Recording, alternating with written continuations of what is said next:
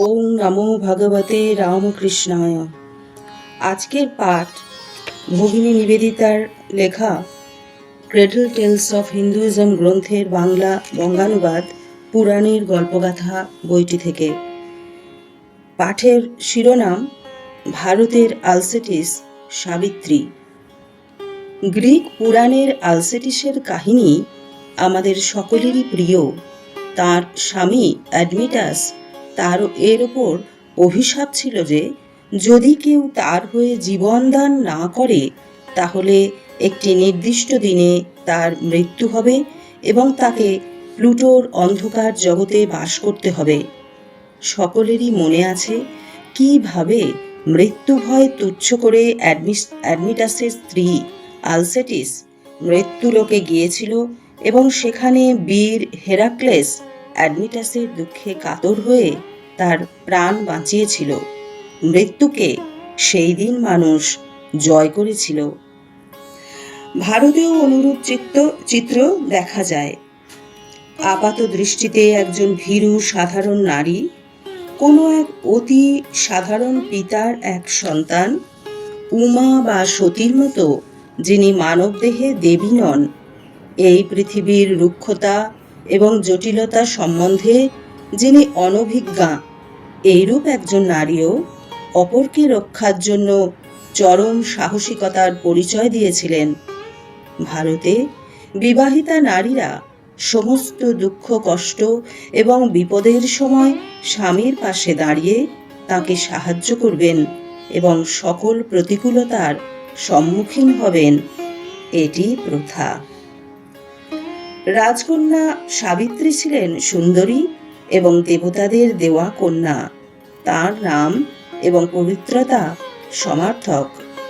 তার পিতামাতা তাকে বহু প্রার্থনা করে দৈবিক কৃপায় লাভ করেছিলেন।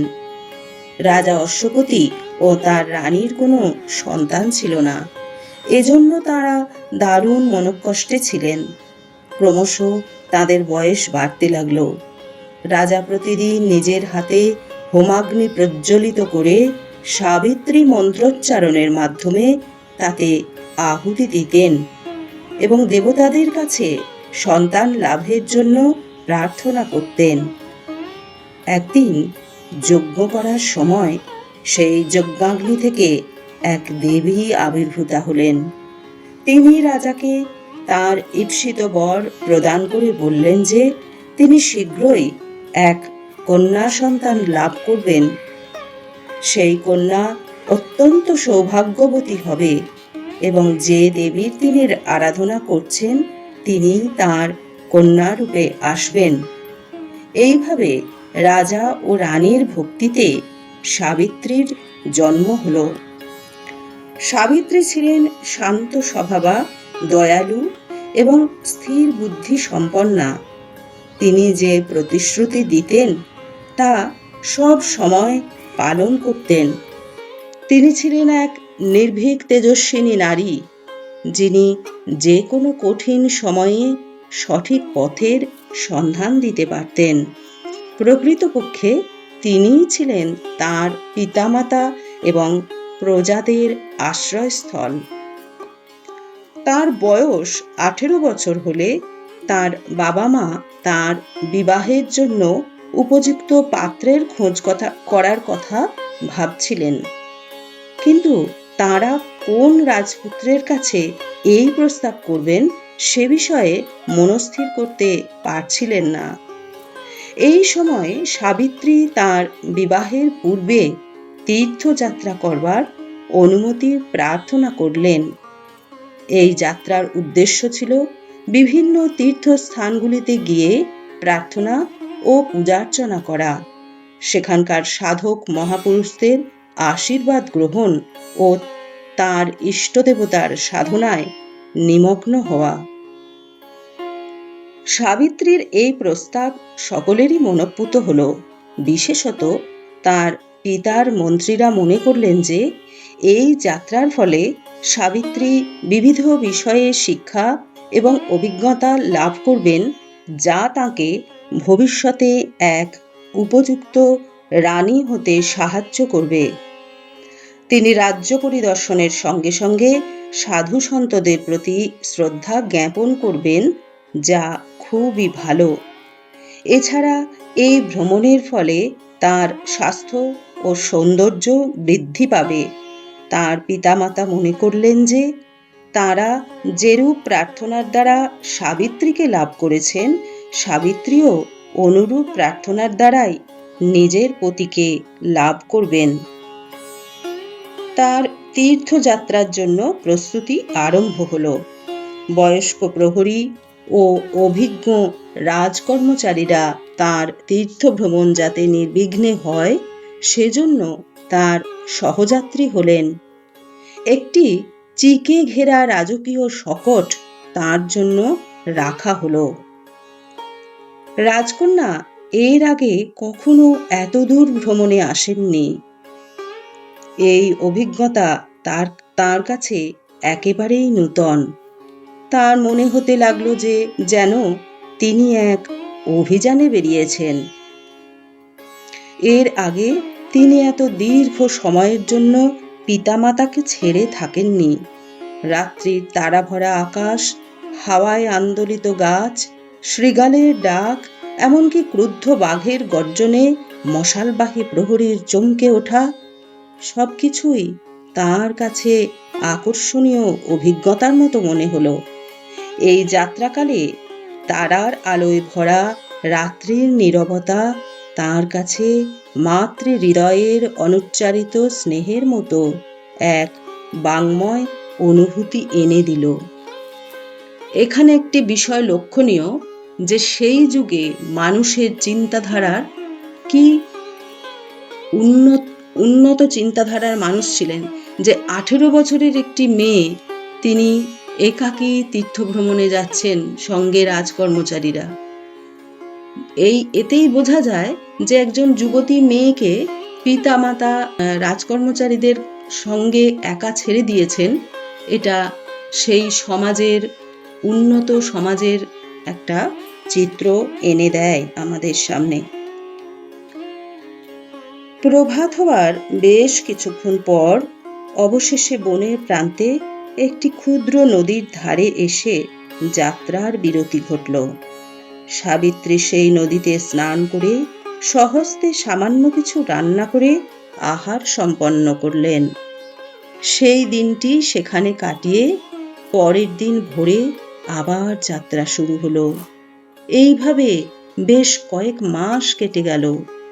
কখনো কখনো কোনো এক আশ্রমের নিকটে তাদের শিবির স্থাপন হতো, আর সাবিত্রী প্রতিদিন সকালে তার পালকিতে করে সেই আশ্রমে গিয়ে সেখানকার কোনো ঋষির পদতলে অর্ঘ্য নিবেদন করতেন এবং সর্বাঙ্গ আচ্ছাদিত করে ঋষির সামনে নীরবে বসে থাকতেন তার উপদেশের অপেক্ষায়। নীরব দৃষ্টির মধ্যে দিয়ে তাদের আশীর্বাদ তার উপর বর্ষিত হতো। একদিন যেতে যেতে পর্দার মধ্য দিয়ে তিনি এক বলিষ্ঠ দীর্ঘকায় যুবককে দেখতে পেলেন। সেই যুবকের মধ্যে এমন কিছু বিশেষত্ব ছিল যেটি তাকে আকর্ষণ করেছিল। তার কাঁধে ছিল কুঠার এবং এক হাতে ছিল কাঠের বোঝা। আপাত দৃষ্টিতে তাকে দেখে একজন বনচারী মনে হলেও তার চেহারায় ও আচরণের মধ্যে সাহস এবং নম্রতা ফুটে উঠছিল। সেই যাত্রী দলের মালবাহককে সহায়তা করার জন্য তার সহৃদয় ব্যবহার ও তারপর রাস্তার পাশে সরে গিয়ে পথ ছেড়ে দেওয়ার ভঙ্গি, সবকিছুর মধ্যেই সে যে এক উচ্চ বংশজাত এবং মহান হৃদয়ের অধিকারী সেইটি প্রকাশ পাচ্ছিল। যুবকটির নাম, বয়স এবং পিতামাতার সন্ধান নেওয়ার পর সাবিত্রী গৃহাভিমুখে ফিরে চললেন। সাবিত্রী জানতেন যে তার নিয়তি তাকে এই যুবকের সঙ্গে সাক্ষাৎ করিয়ে দিয়েছিল। তিনি বনচারী হন বা রাজাই হন, ইনি সেই আত্মা। জন্ম জন্মান্তরে বহুবার তিনি এরই সঙ্গী ছিলেন। তীর্থ ভ্রমণ এবং সাধনা তার দৃষ্টিকে স্বচ্ছ করে দিয়েছিল। সেই জন্যই তিনি মনশ্চক্ষুতে দেখেছিলেন যে তিনি পূর্ব জন্মে এরই পত্নী ছিলেন এবং এ জন্মেও কি হতে যাচ্ছে সেটিও তিনি নিশ্চিতভাবে জানতে পেরেছিলেন। এর সঙ্গেই তার বিবাহ হতে চলেছে। সাবিত্রী যখন ফিরে এলেন তখন অশ্বপতি সভায় বসে দেবর্ষি নারদের সঙ্গে সদালাপ করছিলেন। সাবিত্রী ভেবেছিলেন তার পিতার সঙ্গে একাকী দেখা করবেন। কুশল প্রশ্নাদির পর তার পিতা তাকে জিজ্ঞাসা করলেন, মা, তুমি কি তোমার যোগ্য পাত্র খুঁজে পেয়েছ? কে সেই যুবক? সাবিত্রী লজ্জায় নত হয়ে বললেন, এক বনের মাঝে আমি তার সন্ধান পেয়েছি। তিনি এক অন্ধ রাজার পুত্র। বৃদ্ধ বয়সে তার পিতা রাজ্যচ্যুত ও বিতাড়িত হয়ে বনে বাস করছেন। তাকেই আমি বিবাহ করব বলে স্থির করেছি। তিনি উদার, নম্র এবং বলশালী। তার নাম সত্যবান। সাবিত্রী বর্ণনা দিতে শুরু করতেই নারদ এক মনে আগ্রহের সঙ্গে তার কথা শুনছিলেন। সত্যবানের নামটি শুনেই তিনি হাত নেড়ে জোরের সঙ্গে না বলে উঠলেন।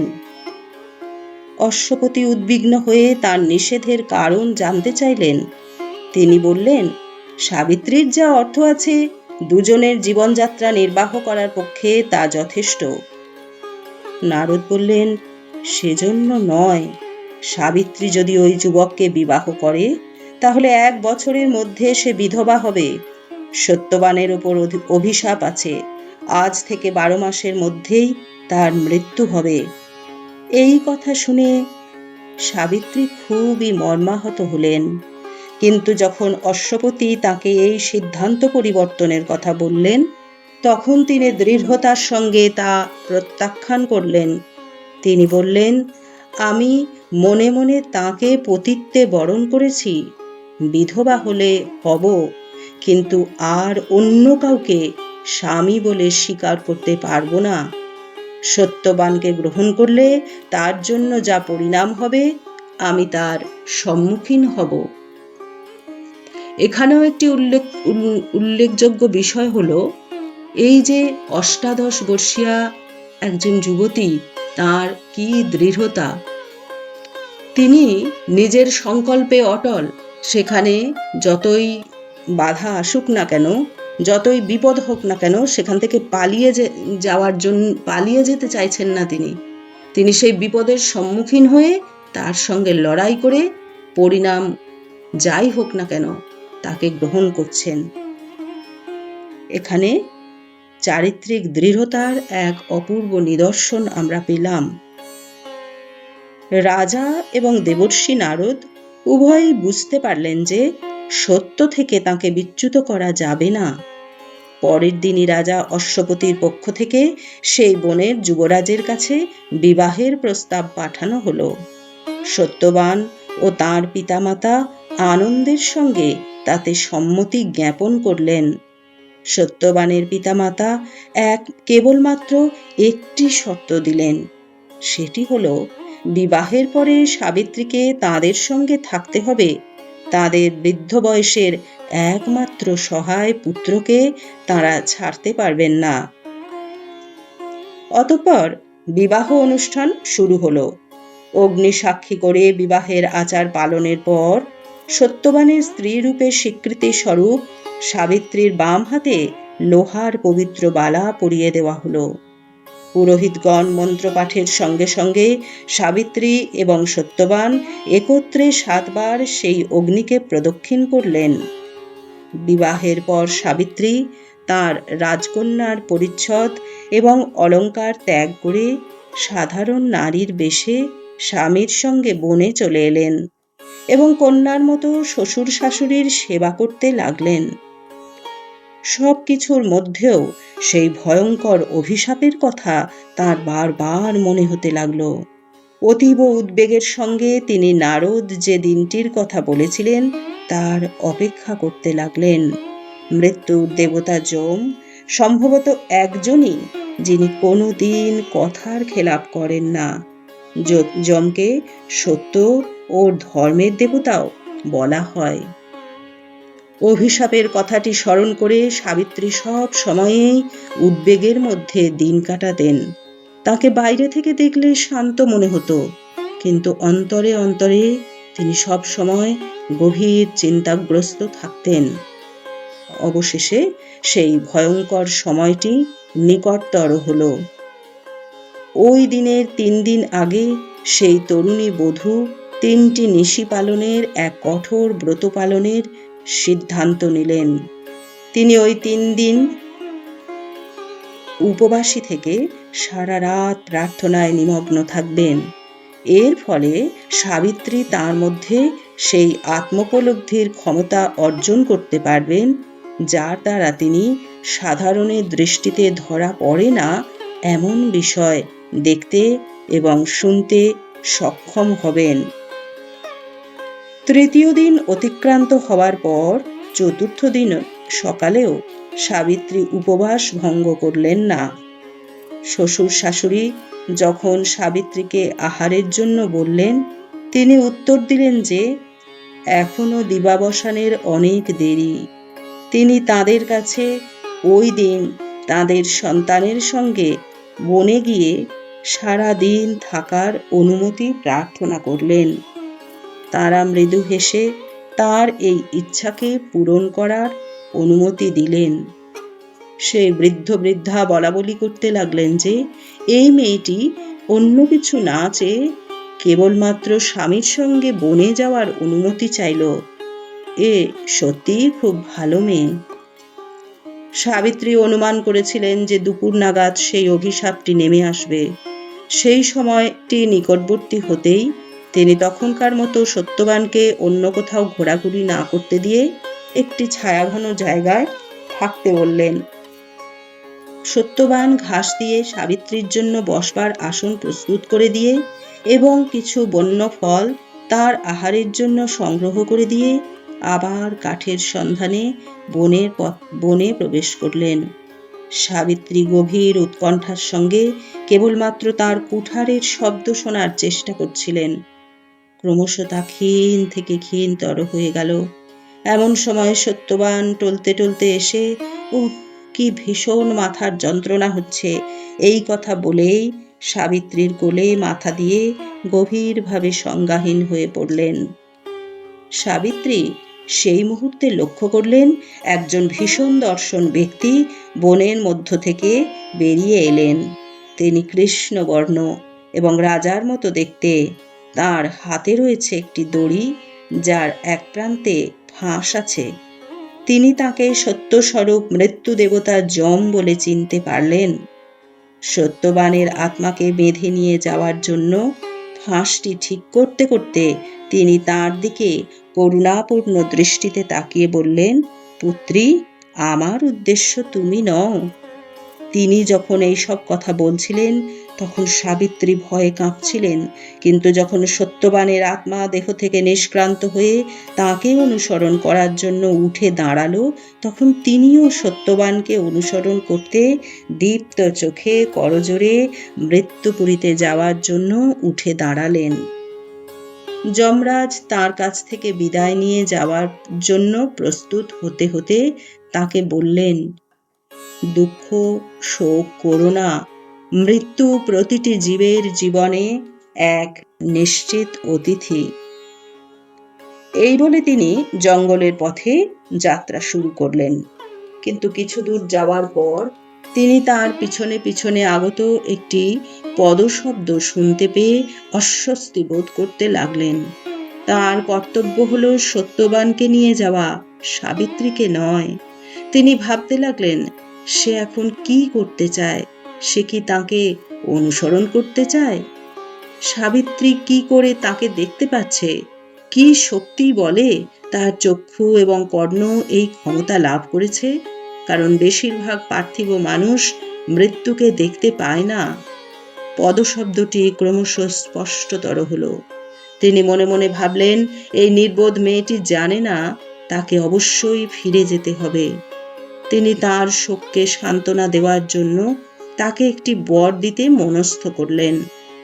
সহসা সাবিত্রীর দিকে ফিরে তিনি বললেন, সাবিত্রী, সত্যবানের জীবন ভিন্ন, তুমি যে কোনো একটি বর প্রার্থনা করো, তা আমি পূরণ করব, কিন্তু তারপর তোমাকে ফিরে যেতে হবে।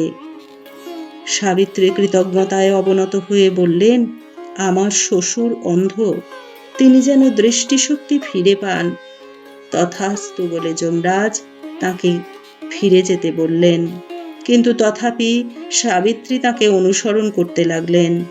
জঙ্গল ক্রমশ ঘন দুর্গম হয়ে উঠছে, তথাপি সাবিত্রী তাকে দেখতে পাচ্ছিলেন। যম পুনর্বার তাকে বললেন, হে পুত্রী, তুমি আর একটি বর প্রার্থনা করো, কিন্তু তারপর তোমাকে অবশ্যই ফিরে যেতে হবে। কিন্তু সাবিত্রী তাঁর প্রতিজ্ঞায় অটল। তিনি বুঝতে পেরেছেন যে যমরাজ তাঁর প্রতি স্নেহপ্রবণ, তিনি হয়তো তাঁর প্রার্থনা পূরণ করবেন। এবারে সাবিত্রী তার শ্বশুর যাতে তার ঋতরাজ্য ফিরে পান তার জন্য প্রার্থনা করলেন। যম তার এই প্রার্থনাটিও পূরণ করে আবার তাকে ফিরে যেতে বললেন। তবুও সেই বিশ্বস্ত পত্নী তার পতিকে অনুসরণ করতে লাগলেন। যমরাজ কিছুতেই তাকে এড়িয়ে যেতে পারছেন না। তিনি লক্ষ্য করলেন যে তিনি একের পর এক বর দিলেও এই তরুণী তার নিজের জন্য কিছুই চায়নি। যমরাজ তার দিকে ফিরে বললেন, তুমি সত্যবানের জীবন ব্যতীত তোমার নিজের জন্য আর একটি বর প্রার্থনা করো, কিন্তু এটিই শেষ, এরপর তোমাকে অবশ্যই ফিরে যেতে হবে। সাবিত্রী বললেন, তাহলে এই পরদিন আমি যেন বহুপুত্রের জননী হতে পারি এবং পৌত্রদেরও মুখ দর্শন করতে পারি। যম উৎফুল্ল হয়ে বুঝলেন এইবার সাবিত্রী তার কাছ থেকে চলে যেতে চাইছে। তিনি সানন্দে তার প্রার্থনা পূরণ করলেন, কিন্তু তবুও সাবিত্রী তার সামনে দাঁড়িয়ে রইলেন, যেন তিনি কোনো কিছুর প্রতীক্ষা করছেন। যম এবার একটু কঠোর হয়েই তাকে বললেন, কি হলো? আমি তো তোমার সব প্রার্থনা পূরণ করেছি, তবুও তুমি কেন দাঁড়িয়ে আছো? সাবিত্রী অবশেষে মুখ তুলে তার দিকে তাকিয়ে হাস্যমুখে বললেন, হে দেব, বিধবা রমণীর কখনো পুনর্বিবাহ হয় না।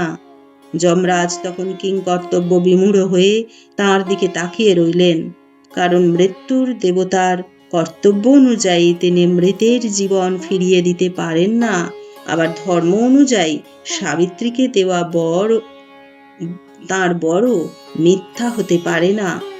মুহূর্তকাল চিন্তা করে তিনি অবশেষে সত্যবানের আত্মাকে পাশ মুক্ত করে দিলেন। তার উচ্চ হাসিতে সমস্ত বনভূমি মুখর হয়ে উঠল। তিনি বললেন, তুমি সত্যিই মহীয়সী। স্বামীর আত্মাকে অনুসরণ করে অবশেষে যমের কাছ থেকে তার জীবন আদায় করেছ। দেবতারা এই রকম উচ্চমার্গের পার্থিব মানুষদের কাছেই পরাজিত হতে চায়। এর 1 ঘন্টা পর সে বৃক্ষের নিচে শায়িত সত্যবানের সংজ্ঞা ফিরে এলো। তার মাথা তখনও সাবিত্রীর কোলের উপর ছিল। তিনি অস্ফুট স্বরে বললেন, আমি এক অদ্ভুত স্বপ্ন দেখছিলাম, মনে হচ্ছিল যে আমার মৃত্যু হয়েছে। সাবিত্রী তখন বললেন, হে প্রিয়, এটি কোনো স্বপ্ন নয়।